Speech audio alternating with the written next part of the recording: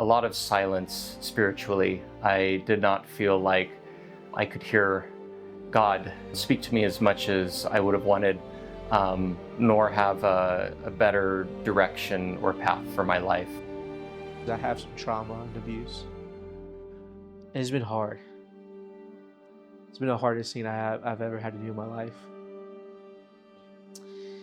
And for a long time, I blamed myself for the things that happened to me and from the things I saw happen to my classmates when I was younger. I thought I was alone. I thought I was the only one that went through it.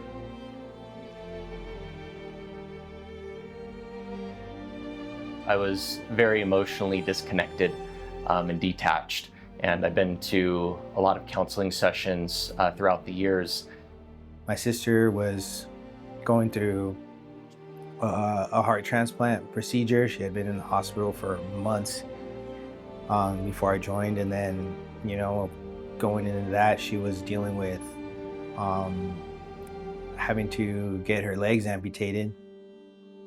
And then in that whole process, just grieving my grandfather's loss.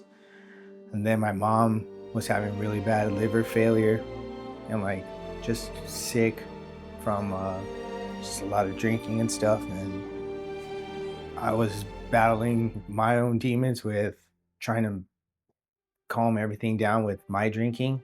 And I was essentially getting sober from drinking. So just dealing with all that and just wanting to get myself right, not only for myself, but for my dad's sense of peace, because just felt like the whole family was crumbling. Peace was something that for a majority of my life, I always felt like some distant goal that I was trying to get to. I felt really disqualified to be able to be a part of any ministry, to serve, or to do anything. I felt like I was at the table with Jesus, and because of what had happened in my past, I felt like I was removed away from the table with Jesus.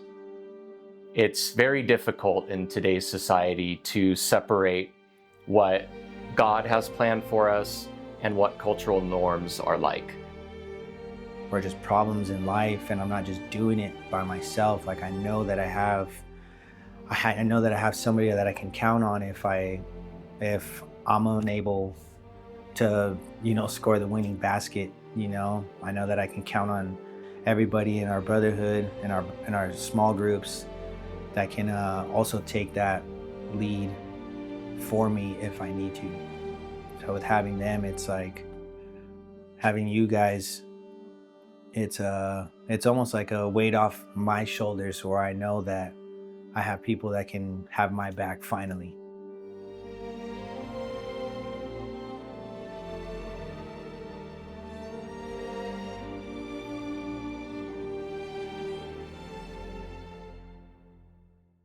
And so when I joined Restoring Warriors, I was already in a really good place with my faith, but I didn't have any fellowship. I didn't have other men that I could talk to about it. So I was evangelizing and telling people this is what happened to me, and people were interested, but they couldn't relate. And when I got to Restoring Warriors, I could see people's eyes light up, and people really just believed me. And they believed me in a way that other people did not believe. Other people, when they hear the Holy Spirit come and takes over you like that, other people don't understand what that means the same way that a true believer does. When a true believer knows that you were visited by the Holy Spirit, they can feel that in their hearts as well. A lot of things in my life seemed to be going well. I was doing well from a career standpoint. I have good friendships out here in Colorado, a bunch of friends from college and their associated friends. So I had a good friend group, physically fit, treated my body pretty well. I had all these things in life that were kind of check boxes that felt like I was on the right path. Yet, I had this, kind of restless feeling that I didn't have any purpose, right? What's all this for? What's the point of all of this? And I had felt it for years. I graduated college and immediately went into the workforce and put all my energy into building a successful career. But as soon as I started attaining that success, right, getting promotions, being paid more, getting recognition for doing my job well, and then also, doing all of my hobbies and hanging out with friends, it didn't fill my cup up fully. And so I had this kind of lack of purpose, I would say. Didn't really know what this was all for, didn't know where I was going. I just knew I was kind of checking boxes off along the way. And so that was really the biggest struggle that was going on in my life, that veil of everything seeming to go well, yet inside I felt empty. I had got asked by a gentleman in our small group to attend Restoring Warriors because he said that this group would need somebody like me there, and just felt good to, just feel that sense of like somebody needing me to finally be there for them as opposed to just a haircut. Felt like I had another purpose again. One particular moment was when I actually started doing the warrior path. I remember when I first started doing it, there was a section at the very beginning where it talked about the inner parts of your heart and how God wanted to heal those really deep wounds within your heart. And I felt like I was really being exposed in a way where God was saying, "Hey, it's time to let me in to start healing some really dark things within your heart." And I remember crying at the table, just broke down, and I felt just the presence of God come in and hold me and tell me like, "Hey, it's time to heal again." Miles brought up that one of the guys in group, he's gonna have a surgery. And he asked him to step forward, come to the front of the group. We all gathered around him, put our hands on his shoulder and each other's shoulders, and we prayed together.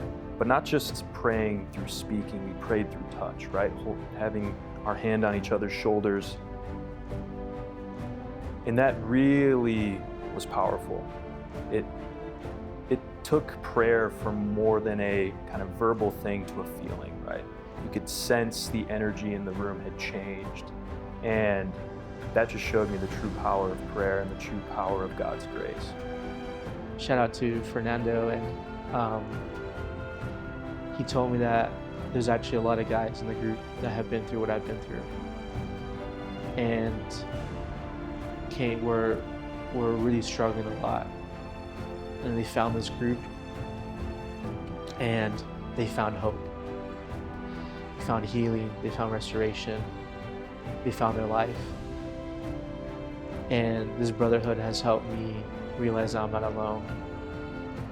I have true accountability now in a way that I've never had before.